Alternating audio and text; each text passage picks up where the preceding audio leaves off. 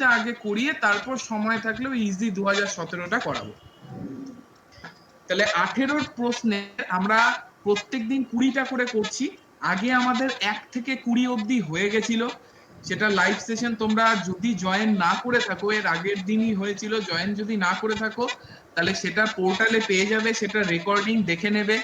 আজকে আমাদের যেটা হবে সেটা হচ্ছে 20 থেকে 40 অবধি, 20 থেকে 40, অর্থাৎ 2018 মোট 5খানা ক্লাস হবে।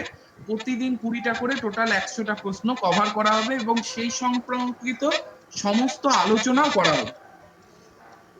তাহলে আজকে আমাদের পড়ার বিষয় হচ্ছে 2018 ইকোনমিক পেপার 5 এর ইকোনমিক্স এর 20 থেকে 40 অবধি ইকোনমিক্স এর যে প্রশ্নগুলো তার আলোচনা।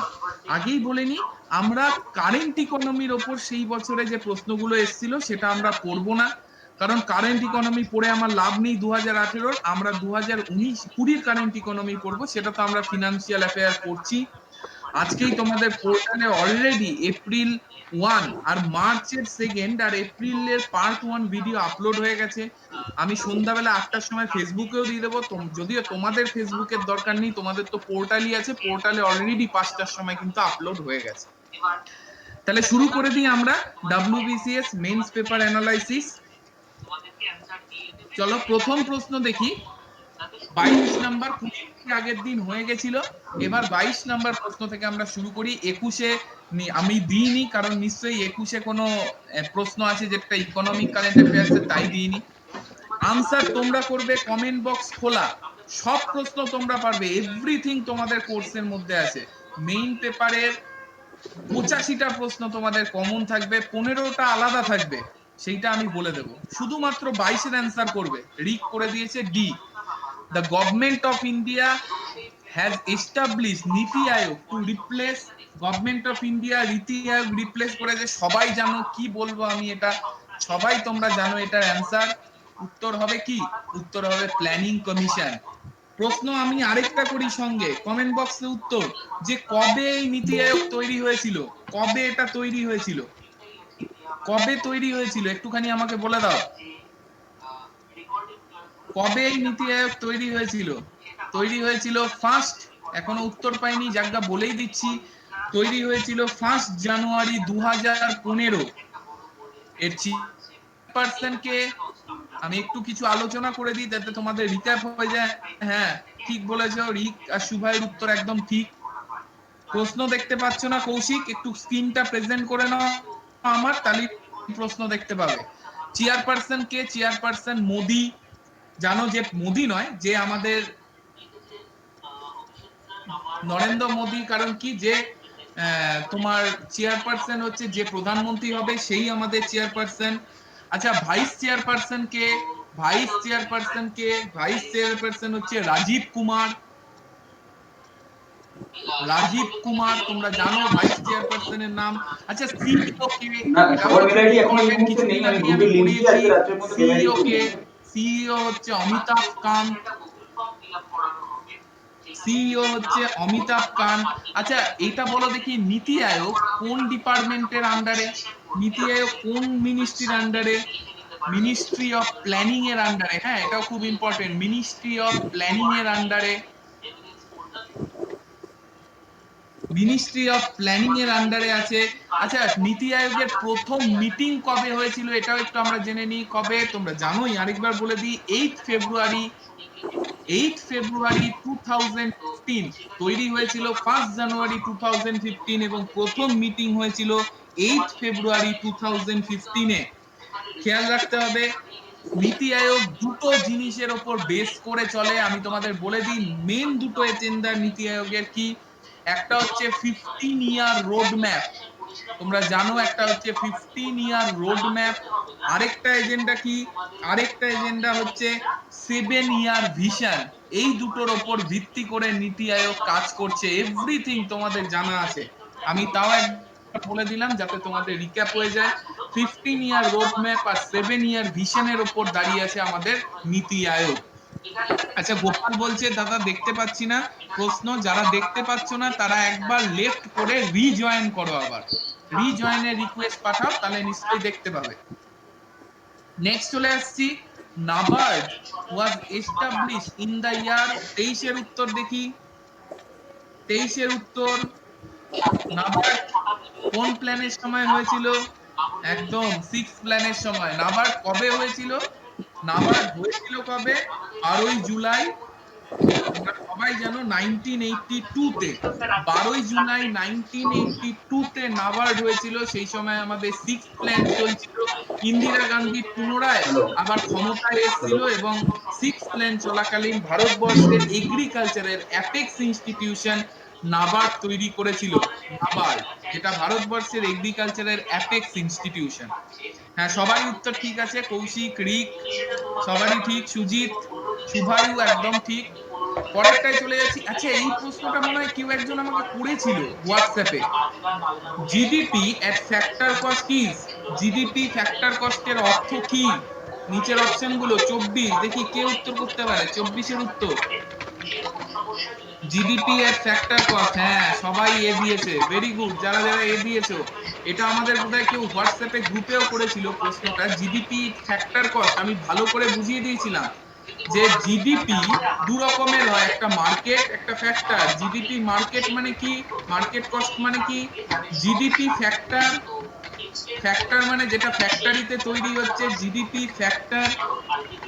তার সঙ্গে কি যুক্ত হচ্ছে? তার সঙ্গে যুক্ত হচ্ছে ইনডাইরেক্ট ট্যাক্স, ইনডাইরেক্ট ট্যাক্স যুক্ত হচ্ছে, এবং সরকার যদি সাবসিডি কিছু দেয় সেটা বাদ হচ্ছে। অর্থাৎ ফ্যাক্টর কস্ট থেকে ইনডাইরেক্ট ট্যাক্স যুক্ত হচ্ছে, ফ্যাক্টরির দামের সাথে ইনডাইরেক্ট ট্যাক্স যুক্ত হচ্ছে, আর সাবসিডি, আর সাবসিডি বাদ যাচ্ছে, তাহলে আমরা যে দামে ওটাকে কিনছি সেটাকে বলে জিডিপি এট মার্কেট কস্ট। তাহলে এবার এখানে বলেছি কি, GDP of factor cost is, factor cost বের করতে বলেছে, তাহলে আমাকে মার্কেট কস্ট থেকে বের করতে হবে। ইনডাইরেক্টটা যদি এই দিকে চলে আসে তাহলে প্লাস কি হয়ে যাবে? মাইনাস। আর সাবসিডি এদিকে আসলে কি হবে? মাইনাসটা কি হবে? প্লাস। তাহলে আমার উত্তর কি হবে? GDP minus indirect tax plus subsidy. তার মানে আমার আনসার কিন্তু এ। পরিষ্কার হয়েছে সবার? তাহলে এবার আমি পরের প্রশ্নে যাই। চলো, হোয়াট ইজ ফিমা? ফিমা কি? What is FEMA? Foreign exchange management act. বলেই দিলাম, এ আর কি বলবো, তোমরা এগুলো সবই পারবে। ফেমা মানে কি? ফেমা মানে ফরেন এক্সচেঞ্জ ম্যানেজমেন্ট অ্যাক্ট। কবে, কত সালে চালু হয়েছিল? কত সালে চালু হয়েছিল? আনসারটা কত সালে ফেমা অ্যাক্ট চালু হয়েছিল? কত সালে চালু হয়েছিল? কোন কমিটির সুপারিশে চালু হয়েছিল? আচ্ছা, ফরেন এক্সচেঞ্জ ফার্স্ট, আমি ফার্স্টে দাগিয়ে দিয়েছি, সরি, এটা ফরেন এক্সচেঞ্জ হবে, ফার্স্ট নয় ফরেন। কত সালে চালু হয়েছিল? কোন কমিটির সুপারিশে চালু হয়েছিল? তাড়াতাড়ি আনসার। কত সালে চালু হয়েছিল? মুঠোয় থাকা উচিত, অনেক দিন হয়ে গেছে তোমাদের কোর্সে। ফেমা অ্যাক্ট চালু হয়েছিল 1999 সালে, মনে আছে? কার কমিটি, কোন কমিটির সুপারিশে? তারাপুরা কমিটির সুপারিশে। আমি আরবিআই এর যে চ্যাপ্টার পড়িয়েছিলাম আরবিআই এর ভিডিওতে, আরবিআই এর ফরেক্স রিজার্ভের মধ্যে কিন্তু এগুলো সব আছে। তারাপুরা কমিটির সুপারিশে এই ফেমা অ্যাক্ট চালু হয়েছিল 1999 সালে। ক্লিয়ার? পরের প্রশ্নে চলে যাচ্ছি। Increase in oil seed production, সেটা কোন রিভলিউশনের মধ্যে? আনসার নরসিংহম কমিটি তো নয়, প্রান্ত, হ্যাঁ ঠিক আছে, বুঝে গেছো তুমি। অয়েল সিড প্রোডাকশন, এবার আনসার করে দাও। অয়েল সিড প্রোডাকশন কোন রেভলিউশনের আন্ডারে? সমস্ত রেভলিউশন তোমাদের নোটে আছে। কোন রেভলিউশনের আন্ডারে অয়েল সিড? একদম, রিকের উত্তর ঠিক, কৌশিকের উত্তর ঠিক, সুজিতের উত্তর ঠিক একদম। ইয়েলো রেভলিউশনের আন্ডারে হচ্ছে oil seed production, oil seed production yellow রেভলিউশনের আন্ডারে। আচ্ছা, হোয়াইট রেভলিউশন কিসের আন্ডারে? হোয়াইট রেভলিউশন বলতে কি? হোয়াইট রেভলিউশন বলতে কি? What is white? ডেয়ারি, ডেয়ারির সাথে জড়িত জিনিসটা হচ্ছে হোয়াইট রেভলিউশনের আন্ডারে। গ্রিন রেভলিউশন তোমরা জানো, আর ব্রাউন রেভলিউশন হচ্ছে লেদার, লেদারের সম্পর্কিত প্রোডাকশন হচ্ছে ব্রাউন রেভলিউশনের আন্ডারে। আমি সবকটাই বলে দিলাম। প্রশ্নে যাচ্ছি।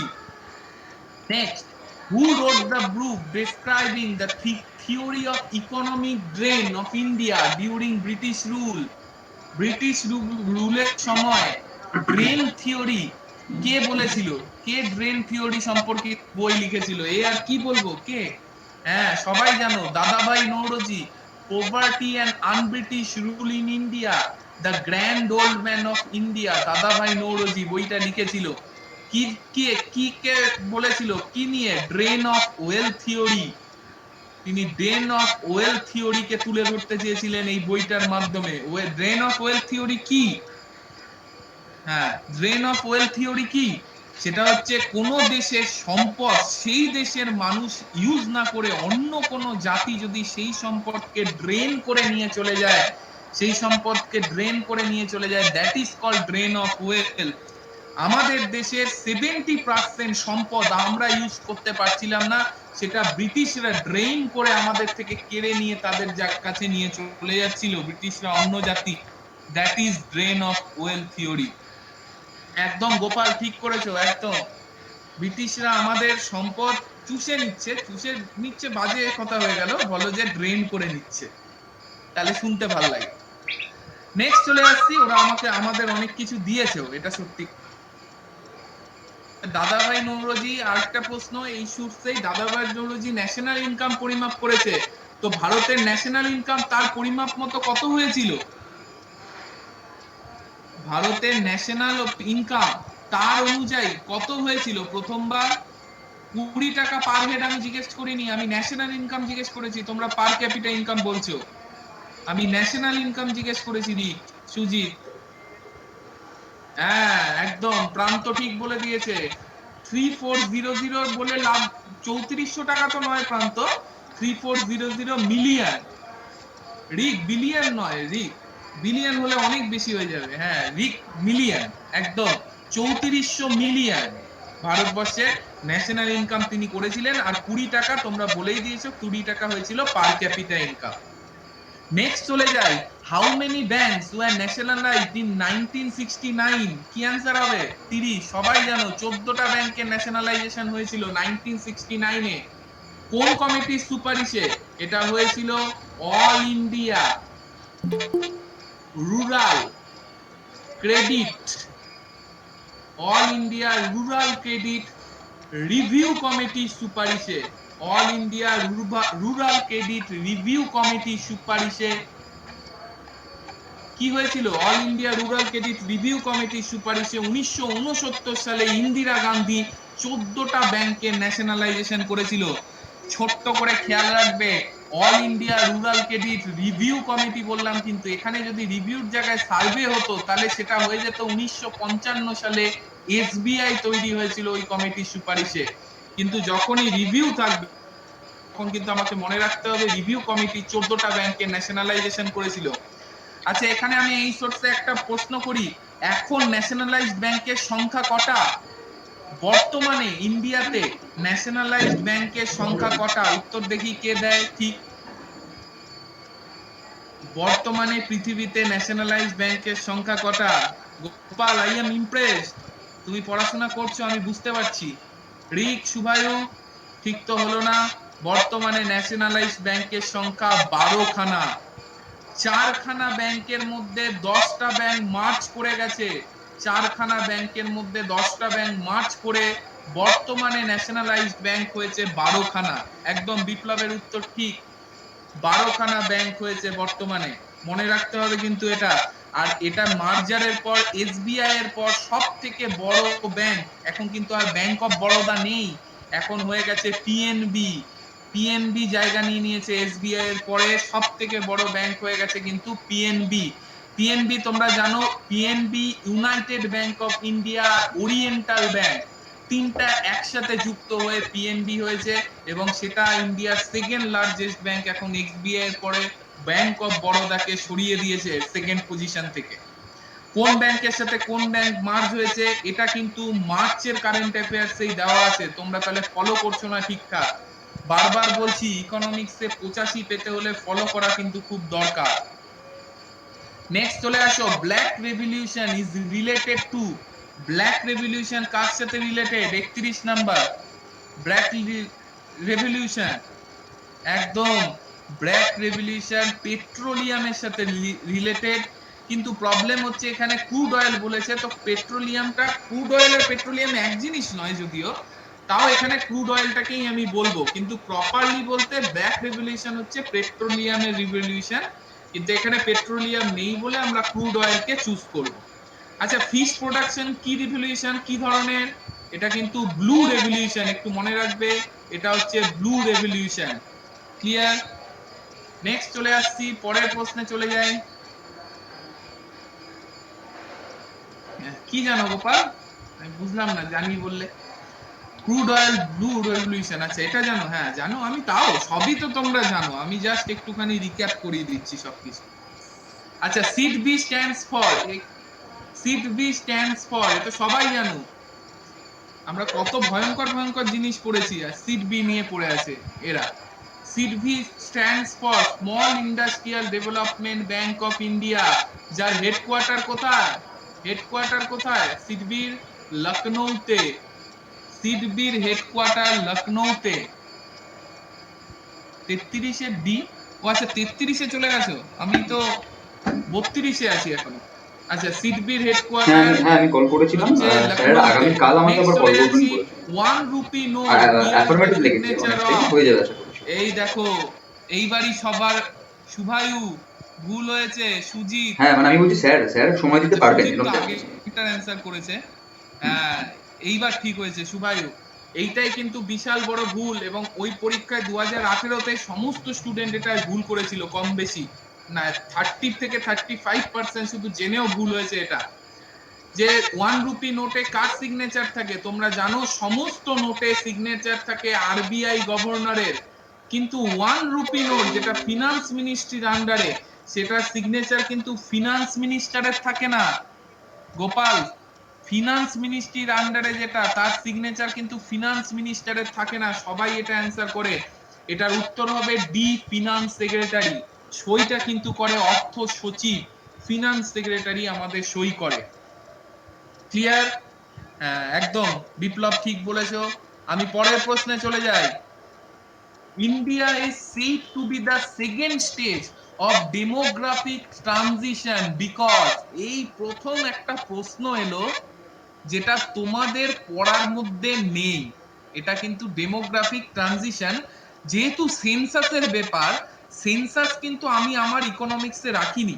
ইকোনমিক্সে সেন্সাসের প্রশ্ন কিন্তু কম বেশি ইকোনমিক্সে আসে, কিন্তু আমি ওটাকে ইকোনমিক্সের বলতে নারাজ, ওটাকে আমি জিওগ্রাফি টপিক বলি। তাই আমি সেন্সাস তোমাদের পড়াইনি, কিন্তু এই যে সেন্সাসের প্রশ্ন এসছে যে ডেমোগ্রাফিক ট্রানজিশনের সেকেন্ড ফেজে ইন্ডিয়া আছে, তার মানেটা কি? জায়গা, এই সোর্সে আমি তোমাদের বলে দিই।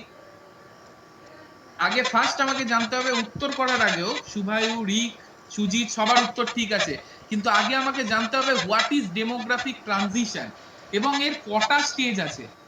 ডেমোগ্রাফিক ট্রানজিশনের স্টেজ আছে হচ্ছে পাঁচখানা। পাঁচখানা স্টেজ ডেমোগ্রাফিক ট্রানজিশনের হয়। ডেমোগ্রাফিক ট্রানজিশন মানে পপুলেশনের change. Demographic transition is known as population change. Population চেঞ্জের ওপর ভিত্তি করে, অর্থাৎ ডেমোগ্রাফিক ট্রানজিশনকে 5 ভাগে ভাগ করা হয়েছে। কি কি 5টা ভাগ জেনে নি ডেমোগ্রাফিক ট্রানজিশনের, পারলে নোটও নিয়ে নাও, এটা এটা ইম্পর্টেন্ট, এটা তোমাদের এখানেই পড়িয়ে দিচ্ছি আমি। নাম্বার ওয়ান পার্ট কি? যেখানে death rate and birth rate, death rate দুটোই হাইয়ে থাকে, দুটোই খুব বেশি, মানে লোক জন্মাচ্ছেও প্রচুর, মারাও যাচ্ছে প্রচুর। That is the first stage, যে জায়গায় ডেথ রেট এবং বার্থ রেট দুটোই বেশি, খুব অনুন্নত জায়গা এগুলো, যেখানে লোক মানে কোনো পপুলেশন কন্ট্রোল নেই, যত ইচ্ছা জন্ম দিচ্ছে, আর ডেথ রেট মানে কি, ভালো হেলথ ব্যবস্থাও নেই, যত ইচ্ছা লোক মরে যাচ্ছে। এবার চলে যাই সেকেন্ড স্টেজ, যেটাতে ইন্ডিয়া এখন আছে। সেই সেকেন্ড স্টেজটা কি? Birth rate high, birth rate প্রচুর, birth rate high, but death rate low. কেন? কারণ হেলথ ব্যবস্থা উন্নত, কিন্তু এখনো ওই সেন্স জন্মায়নি যে বার্থ রেটটাকেও আমাদের কন্ট্রোল করা উচিত, কারণ আমাদের লিমিটেড রিসোর্স, আর বার্থ রেট যত বাড়বে ডিজায়ার তত বাড়বে, তাই না? তাই বার্থ রেট হাই কিন্তু ডেথ রেট লো হয়ে গেছে, কারণ হেলথ সেক্টর উন্নত হয়েছে, তাই জন্য ডেথ রেট কমে গেছে। এই স্টেজে আছে হচ্ছে ইন্ডিয়া। এবার 3 নাম্বার স্টেজ চলে যাই, 5টা স্টেজ বলেছি, থার্ড স্টেজ কি? ডেথ রেট লো,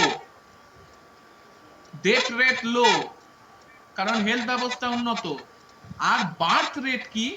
birth rate diminish, birth rate diminish, অর্থাৎ বার্থ রেট যেখানে নেই, বার্থ রেট যেখানে জিরো, কি যতজন মারা যাচ্ছে, অর্থাৎ দুজন বাবা মার দুজনেই ম্যাক্সিমাম সন্তান হচ্ছে, তাহলে বাবা মা যখন মারা যাবে দুজন, ওর জায়গায় দুজন সন্তানই থাকবে, তাহলে এক্ষেত্রে কি বার্থ রেট ডিমিনিশ হয়ে যাচ্ছে, অর্থাৎ ডেথ রেট লো, কারণ হেলথ সেক্টর উন্নত, আর বার্থ রেট হচ্ছে ডিমিনিশ, বার্থ রেট নেই। এইটা হচ্ছে থার্ড স্টেজ খুব উন্নত দেশগুলোর। 4 নাম্বার চলে যাই, কি? Birth and death, and death দুটোই যখন লো থাকে, ডিমিনিশ না ডেথ রেট, বার্থ রেট, কিন্তু দুটোই লো, বার্থ রেটও লো, ডেথ রেটও লো। এইটা হচ্ছে তোমার ফোর্থ স্টেজ। আর ফিফথ স্টেজ কি? ফিফথ স্টেজে হচ্ছে যখন বয়, এটা একটু অন্যরকম, মেন এই 4টা স্টেজই 5 নাম্বার স্টেজটা জোর করে জুড়েছে, কি? বয়ের যখন রেট বেশি, মানে ছেলে বেশি হচ্ছে, আর গার্ল কি হচ্ছে? কম জন্মাচ্ছে। কি? যখন ছেলে অনেক বেশি হচ্ছে, মেয়ে কম জন্মাচ্ছে, সেটাকে আমি বললাম কি? সেটাকে আমি বলছি ফিফথ স্টেজ। তাহলে ডেমোগ্রাফিক ট্রানজিশন যার 5টা স্টেজ, আমি আরেকবার বলে দিই। 1 নাম্বার স্টেজ যেখানে ডেথ রেট আর বার্থ রেট দুটোই হাই, অর্থাৎ অনুন্নত দেশ, মরছেও প্রচুর, কারণ হেলথ ব্যবস্থা উন্নত নয়। আবার বার্থ রেটও খুব হাই, কারণ বার্থ রেট হাই কেন? কারণ সেখানে লোক শিক্ষিত নয়, জানে না যে কন্ট্রোল করা উচিত পপুলেশন। 2 নাম্বার স্টেজ যেখানে ইন্ডিয়া এখন আছে, কি? Birth rate high, birth rate population control করতে পারছে না, কিন্তু ডেথ রেট লো, কারণ হেলথ সেক্টরে উন্নতি হয়ে গেছে। 3 নাম্বার কি? ডেথ রেট লো, এগুলো খুব উন্নত দেশ। ডেথ রেট কি? ডেথ রেট লো। আর বার্থ রেট কি? ডিমিনিশ, বার্থ রেট নেই, নীল, আর ডেথ রেটটা লো, কারণ উন্নত। মানে এরা একে হেলথ সেক্টর উন্নত, আবার এরা শিক্ষিত। 4 নাম্বার কি বললাম? বার্থ আর ডেথ দুটোই লো, দুটো রেটই লো, বার্থ রেটও লো, ডেথ রেটও লো। এই 4টাই মেন। আর 5 নাম্বারটা জোর করে এর সাথে জোড়া হয়েছে, যেটা কি বললাম?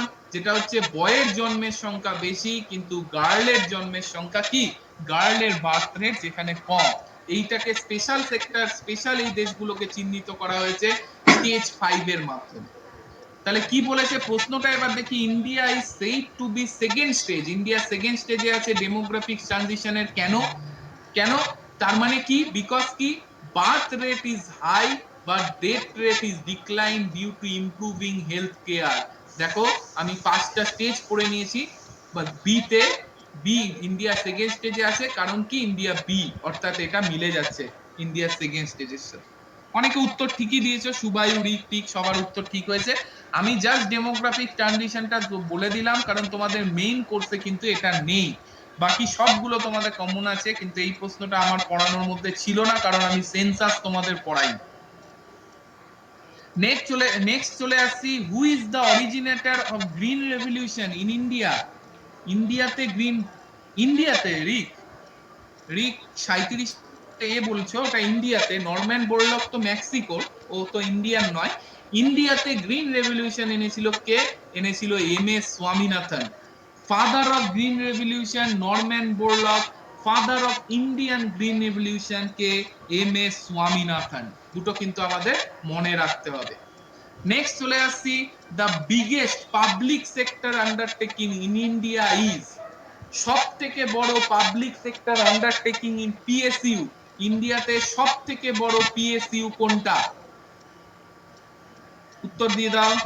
রিক, সুজিত, সবার কিন্তু ভুল হয়েছে। আবার বারবার বলছি, আমার ভিডিও কিন্তু তোমরা ঠিক করে ফলো করছো না আমার মনে হচ্ছে। এগুলো কিন্তু তোমাদের প্রত্যেকটা অ্যান্সার করা উচিত।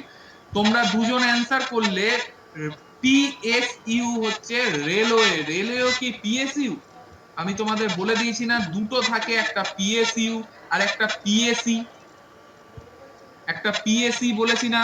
পিএসই মানে কি? পাবলিক সেক্টর এন্টারপ্রাইজ, অর্থাৎ যেগুলোর 100% ওনার হচ্ছে গভর্নমেন্ট, যেরকম Indian railway. Indian railway is a PSE. আর পিএসইউ কি? পাবলিক সেক্টর আন্ডারটেকিং, যেটা গভর্নমেন্টের তত্ত্বাবধানেই আছে কিন্তু 100% গভর্নমেন্টের নয়, সেটা হচ্ছে পিএসইউ, পাবলিক সেক্টর আন্ডারটেকিং। আমি কিন্তু ভিডিওতে এটা অন্তত 25 বার বলেছিলাম যে এটা কিন্তু সবাই গোলায়, এটা মনে রাখবে। এখানে যদি পিএসসি থাকতো তাহলে আমরা দিতাম রেলওয়ে। ইন্ডিয়াতে এখন পিএসসি তিনটেই আছে, একটা হচ্ছে রেলওয়ে, একটা হচ্ছে অ্যাটমিক পাওয়ার, আর একটা হচ্ছে অ্যাটমিক পাওয়ার রিলেটেড মাইনিং, অর্থাৎ অ্যাটমিক পাওয়ারের সম্পর্কিত খনিজ। এই তিনটেতেই ইন্ডিয়ার এখন কমপ্লিট মনোপলি, এগুলো এই তিনটেই একমাত্র পিএসসি, বাকিগুলো কিন্তু পিএসইউ। এবং ও আচ্ছা, সুজিতের ভিডিও দেখা হয়নি। সুজিত ঠিক আছে, আমি মানে বলছিলাম অনেকে এখানে পুরনো আছে, তাই জন্য তুমি দেখো ধীরে ধীরে সবই পারবে এগুলো। আচ্ছা, তাহলে এখানে হবে আয়রন এন্ড স্টিল ইন্ডাস্ট্রি। অনেকে অ্যান্সারও দিয়ে দিয়েছো, সুজিত অ্যান্সার দিয়ে দিয়েছো, হ্যাঁ, সোমবার হলে রিক হবে, অ্যান্সার সোমবার দিয়ে থেকে, দিয়েছো, সোমবার একদম থেকে। ঠিক। এটা হচ্ছে কি হবে? Iron and steel plants. খেয়াল আছে? আচ্ছা, রোডওয়ে নিয়ে একটা জিনিস আমি বলে রাখি, 2019-20 তে ইন্ডিয়া সব থেকে বেশি ন্যাশনাল হাইওয়ে তৈরি করেছে। হ্যাঁ, এটা একটুখানি মনে রাখবে তো। ইন্ডিয়া 2019-20 সব থেকে বেশি ন্যাশনাল হাইওয়ে তৈরি করেছে। এটা যত আজ অব্দি স্বাধীনতার পর থেকে যত বছর ন্যাশনাল হাইওয়ে তৈরি করেছে, স্বাধীনতার পর তো করেনি, আরো অনেক পর থেকে তৈরি করেছে, সব থেকে বেশি লেন্থের ন্যাশনাল হাইওয়ে তৈরি করেছে কিন্তু এর আগের বছর, আগের বৃত্তবর্ষে, 2019-20 বৃত্তবর্ষে। এটা একটু এক্সট্রা জিনিস বললাম, মনে রাখবে। নেক্সট চলে যাই পরের প্রশ্ন। ফ্রেশ ইভ্যালুয়েশন 39 নাম্বার করে ফেলো, 39 নাম্বার করে ফেলো। Fresh evaluation of every item of expenditure from, কেউ কি ইয়ে অন করেছো, অডিও অন করেছো? যদি কেউ অডিও অন করে সব পারবেন। সায়নদীপ দা আমি একটু কথা বলছি। হ্যাঁ, বলো বলো। অপর্ণা গোপাল, এরা কেউ প্রশ্ন দেখতে পাচ্ছ না যদি হয় তো, যেখানে দেখো পিপল দেখাচ্ছে, মেম্বার মিটিং এ কজন আছে সেখানে দেখাচ্ছে, সেখানে অ্যাকাউন্টের নামগুলো দেখাচ্ছে। সেক্ষেত্রে একটা অ্যাকাউন্ট দেখতে পাচ্ছ সায়নদীপ দে, ব্র্যাকেটে লেখা আছে প্রেজেন্টিং, ওই অ্যাকাউন্টের ছবির ওপরে ক্লিক করবে। সায়নদীপ দে 3টে অ্যাকাউন্ট দেখতে পাবে, তার মধ্যে একটা দেখবে প্রেজেন্টিং লেখা আছে, ওই অ্যাকাউন্টের ছবির ওপরে ক্লিক করো, তাহলে স্ক্রিনটা দেখতে পাবে। হ্যাঁ, সায়নদীপ দে হ্যাঁ দাদা। প্রেজেন্টিং। আমার দুটো অ্যাকাউন্ট আছে, একটা তোমাদের আমি একটা অ্যাকাউন্ট থেকে তোমাদের আমি কমেন্ট গুলো পড়ছি, আর একটা অ্যাকাউন্ট থেকে প্রেজেন্ট করছি। আচ্ছা, 8টার ব্যাচটা সায়নদীপ কি এটা দে জয়েন করবে? প্রেজেন্টিংটায় ক্লিক করবে, জেনারেল সায়নদীপ দেটা করবে না কিন্তু, তাহলে দেখতে ঠিক আছে, পাবে আমি না ওদের, কিছু। হ্যাঁ ওদের। আচ্ছা, চলে আসি পরের প্রশ্ন। 39 নম্বরে আনসার কে দিল? সুজিত, রিক, ডি। একদম, এই তো বুঝে গেছে, পড়েছে। তাহলে কি? Fresh evaluation of every expenditure from the very beginning of the financial year. এটার আনসার কি হবে? Zero based budgeting. আমি বারবার বলেছিলাম ইন্ডিয়াতে যে বাজেট কি, জিরো বেস বাজেট কি, যখন পূর্বের সমস্ত প্ল্যান ভুল বলে মনে হয় এবং ফ্রেশ ভাবে সমস্ত পূর্বের প্ল্যান বা পূর্বের আর কারো বাজেট কোনো যদি গুলোকে প্রশ্ন থেকে দূরে থাকে ক্লাস সরিয়ে বা কোর্স রেখে, সংক্রান্ত, তো তাহলে আমাকে ইনবক্স করে নিতে পারবে, গ্রুপে আমার সমস্ত নাম্বার পেয়ে পূর্বের যাবে, প্ল্যান সেখান থেকে এবং আমাকে ইনবক্স পূর্বের করে দেবে। বাজেট গুলোকে দূরে সরিয়ে রেখে যখন নতুন করে ফ্রেশলি বাজেট তৈরি করা হয়, সেটাকে বলে জিরো বেসড বাজেট। শিল্পী, তোমাকে তো বলে দিলাম হ্যাঁ হ্যাঁ হ্যাঁ হ্যাঁ, যে যেটায় আমাকে একটু সায়নদীপ দে প্রেজেন্টিং লেখা আছে সেইটায় ক্লিক করে নাও। মিটিং এর মধ্যে যেখানে সায়নদীপ দে প্রেজেন্টিং লেখা আছে সেই অ্যাকাউন্টটায় ক্লিক করো। আমাকে একটু হ্যাঁ, ব্যাচগুলো, আমাকে একটু তিনটে বা ব্যাচগুলো বলে চারটে দেবে, বা কোন কোন দুটো ব্যাচে যা অ্যাসাইন হয়ে যাবে। অ্যাকাউন্টই থাক, তুমি সায়নদীপ দে প্রেজেন্টিংটায় ক্লিক করো, পেয়ে যাবে। ওকে আচ্ছা, ঠিক আছে। ওকে ওকে। তিনটের হ্যাঁ মধ্যে ঠিক আছে। প্রেজেন্টিং নেই, সিম্পল। একই কথা গোপাল, হুম, একটা তো ঠিক আছে। প্রেজেন্টিং থাকবে।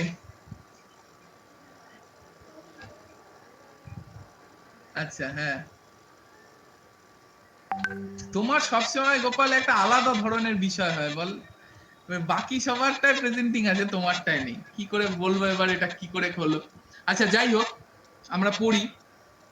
যদি কি বললাম যে জিরো বেস বাজেটিংটা তাহলে কি? আচ্ছা জাস্ট সায়নদীপ দে, আচ্ছা করে নাও সবকটা সায়নদীপ দিয়ে ক্লিক করে দেখো, তিনটেই একটাই তো পেয়েই যাবে।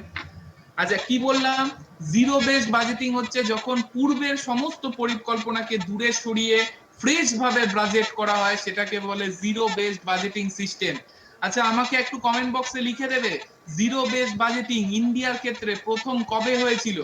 ইন্ডিয়ার ক্ষেত্রে একবারই হয়েছিল, ইন্ডিয়ার ক্ষেত্রে কবে? দেখি কে অ্যান্সার দিতে পারে।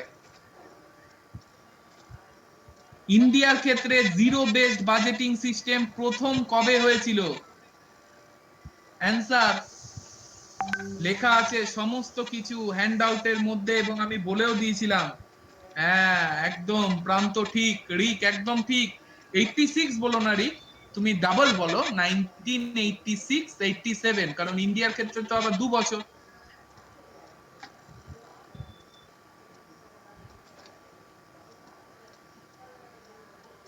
হ্যাঁ ইন্ডিয়ার ক্ষেত্রে, হ্যাঁ সবারই আনসার ঠিক আছে, সবারই আনসার ঠিক আছে, যাক সবাই জানো, ভেরি গুড। আমি পরেরটায় চলে যাচ্ছি, পরেরটায় চলে যাচ্ছি। 86 87 বাজেট যেটা হয়েছিল সেটা জিরো বেসড বাজেট হয়েছিল, 87 এর যে বাজেট মেনলি। 40 নম্বরে কি? Fiscal deficit. বারবার বলা হয়েছে তিনটে ডেফিসিট, একটা বাজেট ডেফিসিট, একটা বাজেট ডেফিসিট, একটা ফিসকাল ডেফিসিট, আর একটা কি বলেছিলাম?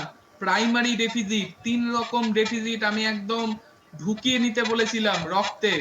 প্রাইমারি ডেফিসিট, তাহলে কি ফিসকাল ডেফিসিট কি? সবার অ্যান্সার এ। দেখি এতে কি আছে, the difference between current expenditure current revenue. কোন আনন্দে এটা হলো? সবার অ্যান্সার এ। ডিফারেন্স বিটুইন কারেন্ট এক্সপেন্ডিচার আর কারেন্ট রেভিনিউ কোথা থেকে পেলে তোমরা? সবার আনসার কি করে এরকম হলো? সবাই এ লিখছো। কারেন্ট এক্সপেন্ডিচার কারেন্ট রেভিনিউর কোনো ব্যাপার কি ফিসকাল ডেফিসিটে আছে? আমি বারবার বলেছিলাম কিন্তু এই ডেফিসিট গুলো মনে রাখবে। কি বলেছিলাম? ফিসকাল ডেফিসিট কি? ফিসকাল ডেফিসিট মানে হচ্ছে total expenditure, total expenditure minus total income, এটা হচ্ছে budget deficit. Total expenditure plus total income হচ্ছে বাজেট ডেফিসিট। এই টোটাল ইনকামের মধ্যে থেকে যেগুলো বড়োইং, সেটা যদি বাদ দিয়ে দেওয়া যায় তাহলে যেটা থাকবে সেইটা হচ্ছে ফিসকাল ডেফিসিট। কি বললাম? টোটাল এক্সপেন্ডিচার তো টোটাল এক্সপেন্ডিচার থাকবে, কিন্তু টোটাল ইনকামের মধ্যে ধার করা ইনকাম বাদ দিলে বাকি যে ইনকাম পড়ে থাকবে সেই দুটোর বিয়োগফল হচ্ছে ফিসকাল ডেফিসিট। তাহলে আমার আনসার কি হবে? দেখি রিয়া সি বলেছে, সি হয় নাকি?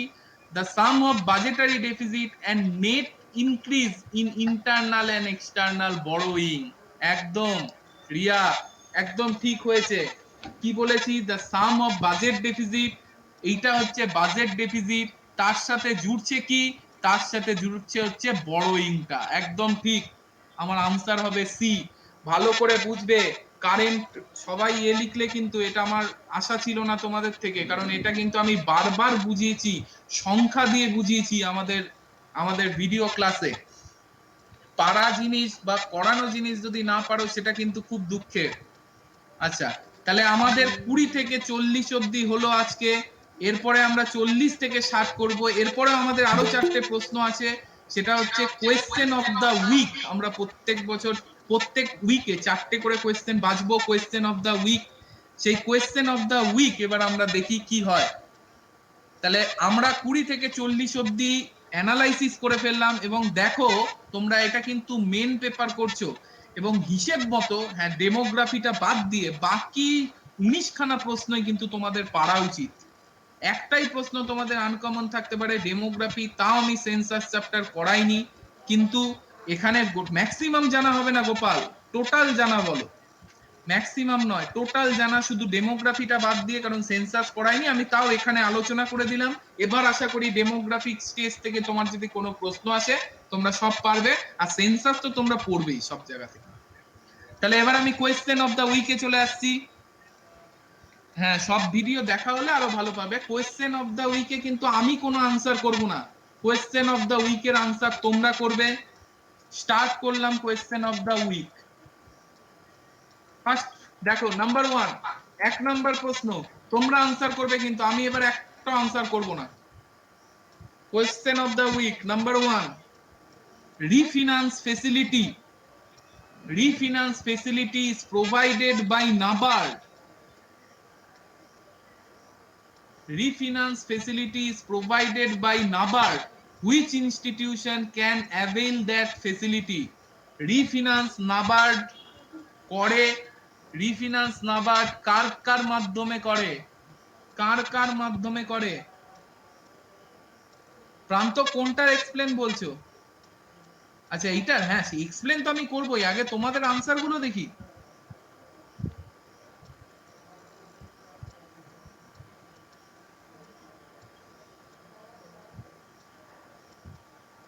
আগেরটার মানে নানা স্যার আগেরটার প্রান্ত কোনটা? ফিসকাল ডেফিসিট কি বলছো?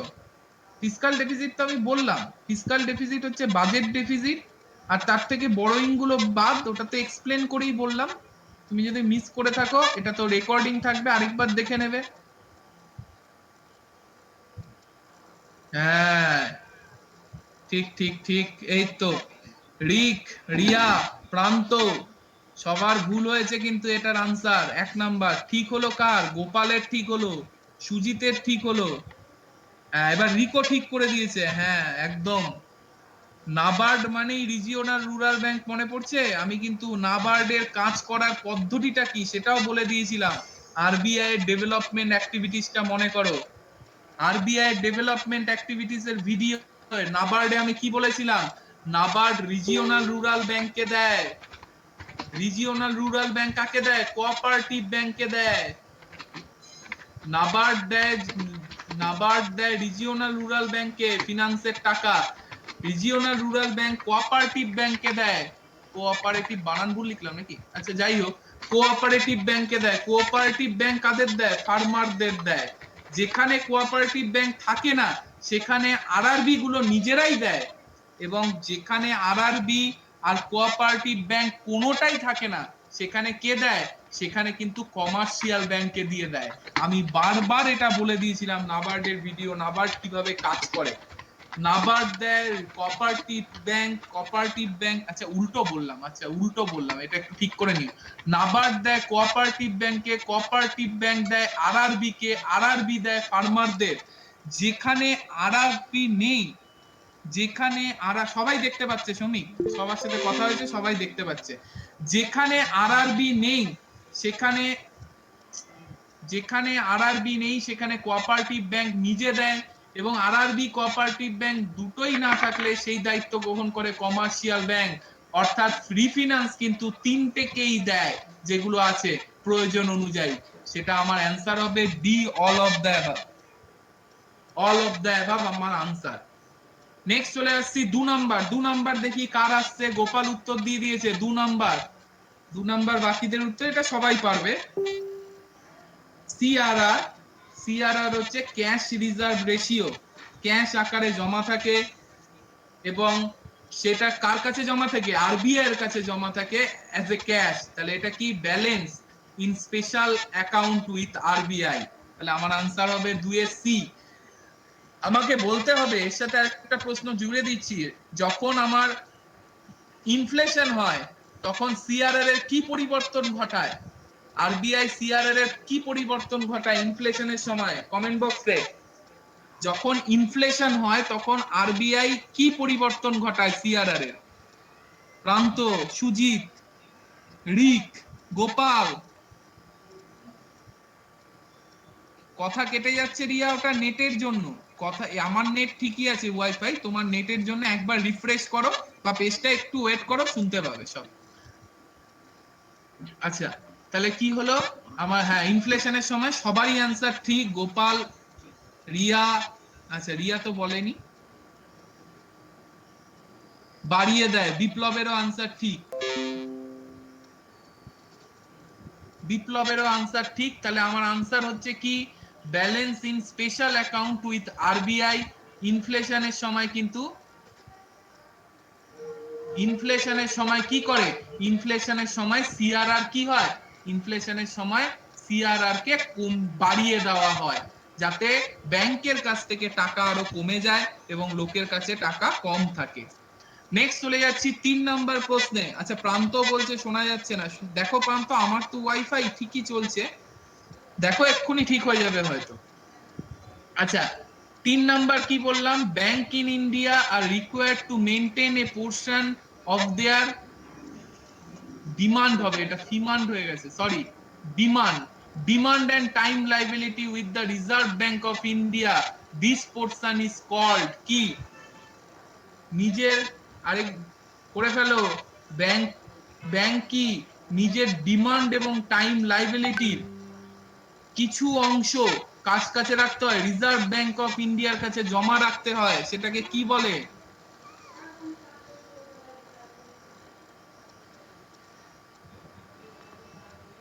সেটাকে কি বলে? হ্যাঁ 3 সবার উত্তর ঠিক। দেখো ডিমান্ড এবং টাইম লাইবিলিটির কিছু অংশ সিআরআর হিসেবেও রাখতে হয়, এসএলআর হিসেবে, দুটোই কিন্তু ডিমান্ড এবং time liability. Demand time liability মানে কি, একটা ব্যাংক কিছু ডিমান্ড ডিপোজিট জমা নেয়, ডিপোজিট দু রকম হয় তোমরা জানো, ডিমান্ড ডিপোজিট আরেকটা হচ্ছে টাইম ডিপোজিট, অলরেডি পড়িয়েছি। টাইম ডিপোজিট মানে যেটা রেকারিং বা ফিক্সড, আর ডিমান্ড ডিপোজিট যেটা জমা রাখছি আমি চাইলেই নিয়ে নিতে পারবো। এই দুটোকে ব্যাংকে জমা রাখে, ব্যাংকের এইটাকে বলা হয় ডিমান্ড অ্যান্ড, ব্যাংকের ডিমান্ড অ্যান্ড টাইম লাইবিলিটি। এই ডিমান্ড এবং টাইম লাইবিলিটির কিছু অংশ ব্যাংকে সিআরআর হিসেবে কার কাছে জমা রাখতে হয়? আরবিআই এর কাছে জমা রাখতে হয়। কিন্তু আমার কিন্তু এখানে বলেনি সেটা, আরবিআই এর কাছে জমা রাখার কথা বলেনি, কি বলেছে? মেইনটেইনড এ পোরশন, একটা পোরশন মেইনটেইন করতে হয়, নিজের কাছে মেইনটেইন করতে হয় মানে নিজের কাছে রাখা আমরা ধরে নিতেই পারি। তাহলে আমার আনসার হবে statutory liquidity ratio. Cash reserve ratio হলে বলতো আরবিআই এর কাছে জমা দিতে হয়, কিন্তু মেইনটেইন যখন বলেছে তাহলে কিন্তু আমার answer statutory liquidity ratio. Next চলে আসছি, national housing bank NHB is a wholly own subsidiary of, এইটা আমি ইচ্ছা করে এই প্রশ্নটা দিয়েছি। আমাকে আরবিআই দুয়ের এ এবং বি দুটো নতুন ভিডিও চেঞ্জ করা হয়েছে, ভিডিওটা গোটাটাই আগের মতোই ছিল, কিন্তু দু একটা জায়গা চেঞ্জ আছে, তোমরা সেটা ধরতে পারোনি। গোটা ভিডিওটা আগেরই, চেঞ্জ আছে এইটুকুর জায়গাতেই, যে ন্যাশনাল হাউজিং ব্যাংক, বোধহয় ওটা চেঞ্জ এখনো বোধহয় দেয়নি বা দিয়ে দেবে, আমি বলে দিচ্ছি। আমি যখন ভিডিওটা করেছিলাম ন্যাশনাল হাউজিং ব্যাংক আরবিআই এর আন্ডারে ছিল, কিন্তু লেটেস্ট নিউজ 2019-এর 2019-এর এপ্রিলে, এটা 29শে এপ্রিল নোটিফিকেশন বেরিয়েছিল, পরে 2020 শুরু থেকেই ট্রান্সফার হয়ে গেছে 2029-এর নোটিফিকেশন অনুযায়ী, এপ্রিলের নোটিফিকেশন অনুযায়ী 1450 কোটি টাকার সম্পত্তি নিয়ে এনএইচবি ব্যাংক আরবিআই থেকে গভর্নমেন্ট অফ ইন্ডিয়ার আন্ডারে চলে এসেছে।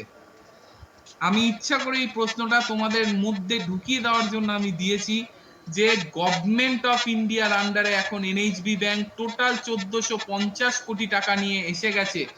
ব্যাংকটা আরবিআই এর আন্ডারে ছিল, এবং ভিডিও ক্লাসে তোমরা আগে তাই পড়েছো, এখন হয়তো দিয়ে দিয়েছে বা দেয়নি আমি ঠিক জানি না, হয়তো এটা আপগ্রেড হয়ে যাবে, যদি নাও হয়ে থাকে কিছুক্ষণের মধ্যে, কিছুদিনের মধ্যেই। এটা কিন্তু এখন আরবিআই এর আন্ডারে নেই। 2019-এর এপ্রিলের 29 তারিখ নোটিফিকেশন বেরিয়েছিল যে আরবিআই ট্রান্সফার করে দেবে গভর্নমেন্ট অফ ইন্ডিয়াকে, এবং সেই নোটিফিকেশন অনুযায়ী 2020 থেকে হওয়ার কথা ইমপ্লিমেন্ট 19শে মার্চ 2019 থেকে, কিন্তু সেটা সব কাজকর্ম করে 2020 শুরু থেকে কিন্তু আরবিআই এর আন্ডারে এনএইচবি নেই, এনএইচবি এখন টোটালটাই গভর্নমেন্ট অফ ইন্ডিয়ার আন্ডারে। কারণ এই এনএইচবির মাধ্যমে make in India campaign, make in India বলি কেন, ঘর সবার জন্য 2024-এর মধ্যে home for everyone, government of India একটা টার্গেট রেখেছে যে 2024-এর মধ্যে প্রত্যেক ভারতীয়র ঘর থাকবে, এবং সেটা ঠিকঠাক ইমপ্লিমেন্ট হচ্ছে নাকি, তাই জন্যই আরবিআই থেকে গভর্নমেন্ট অফ ইন্ডিয়া এনএইচবি কে এই অজুহাত দেখিয়ে কেড়ে নিয়েছে। ক্লিয়ার? তাহলে কিন্তু এটা তোমরা একটা নতুন জিনিস জানলে, এটা কিন্তু নোট রেখে দেবে যে ন্যাশনাল হাউজিং ব্যাংক এখন কিন্তু আরবিআই এর আন্ডারে নেই। 29শে এপ্রিল 2019-এর নোটিফিকেশন অনুযায়ী 1450 কোটি টাকা গোটাটা নিয়ে এখন এনএইচবি গভর্নমেন্ট অফ ইন্ডিয়ার আন্ডারে এসে গেছে। তাহলে কোয়েশ্চেন অফ দ্য ডে তোমরা সবাই পড়ছো, ভালোই পেরেছো, আরো ভালো করে পড়তে হবে, ভিডিও ভালো করে ফলো করতে হবে। আমাদের নেক্সট যে অ্যানালাইসিস হবে সেটা হবে 41 থেকে 60 অবধি, এবং সেই সঙ্গে কোয়েশ্চেন্স অফ দ্য উইক তো থাকবেই, সেটা পরের মঙ্গলবার হবে একদম ডট 6:30টার সময়। আমার 6:30 মানে কিন্তু 6:45ও নয়, আমার 6:30 মানে 6:30টায় ডট 6:30টার সময় নেক্সট মঙ্গলবার। প্রতি মঙ্গলবার তোমাদের ইকোনমিক্সের, প্রতি মঙ্গলবার বলছি কেন, প্রতি বুধবার তোমাদের ইকোনমিক্সের ক্লাস হবে এই 6:30টার সময়, এটা কিন্তু ফিক্সড ডেট। নেক্সট বুধবার 6:30টার সময় আবার আমাদের নেক্সট ক্লাস হবে, সেটাই আমরা 41 থেকে 60 অবধি পড়বো, এবং সেই সঙ্গে কি পড়বো, সেই সঙ্গে কোয়েশ্চেন্স অফ দ্য উইক পড়বো, যেগুলো আমাদের নতুন করে জানা দরকার। আচ্ছা, গোপাল বলছে কিছুটা পড়া হয়নি। এবার তাহলে আজকের ক্লাস আমি এখানেই শেষ করছি। তোমাদের যার কিছু জিজ্ঞেস করার সে থাকো, আদারওয়াইজ বাকিরা লেফট করে যাও। সঙ্গে এটাও বলে দিচ্ছি, এই ক্লাসের রেকর্ডিং কিন্তু তোমরা পেয়ে যাবে পোর্টালে, কিন্তু আমি বারবার রেকর্ডিং এর ভরসায় না থেকে ক্লাসে জয়েন করতে বলি, কারণ ক্লাসে তোমরা আমার কাছে জেনে নিতে পারবে, ইন্টারঅ্যাকশনটা হয়। আর রেকর্ডিং এ গুগল মিটের ভিডিওর অনেক বড় লেন্থ হয়, মানে 1 জিবির কাছাকাছি ভিডিও হবে, রেকর্ডিংটা যে করে পোর্টালে দেওয়া হবে। তাই ওটা দেখা রেকর্ডিং এ একটু সমস্যা কিছু নেই, তোমার নেট থাকলেই হবে, কিন্তু অরিজিনাল ক্লাসে যদি থাকো অতটা নেটও যাবে না, প্লাস তোমরা ইন্টারঅ্যাকশনও করতে পারবে।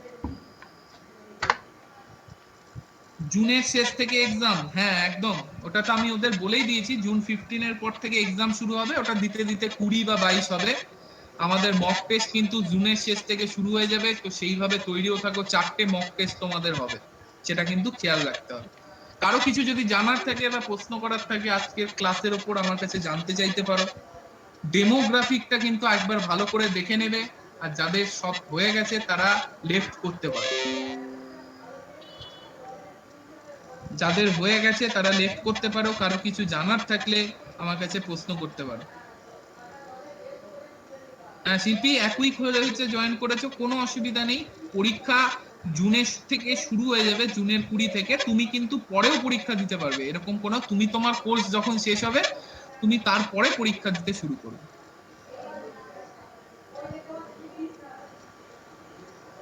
বিপ্লব, নেটের সমস্যা তো থাকলে একটু ইয়েই প্রবলেম, তো আশা করি এখন তোমার যতটা সম্ভব নেটের কোনো সমস্যা থাকলে সেটা একটুখানি মিটিয়ে নেওয়ার চেষ্টা করো, না হলে কিছুদিন পর থেকে করো, একটু কষ্ট করেই দেখো।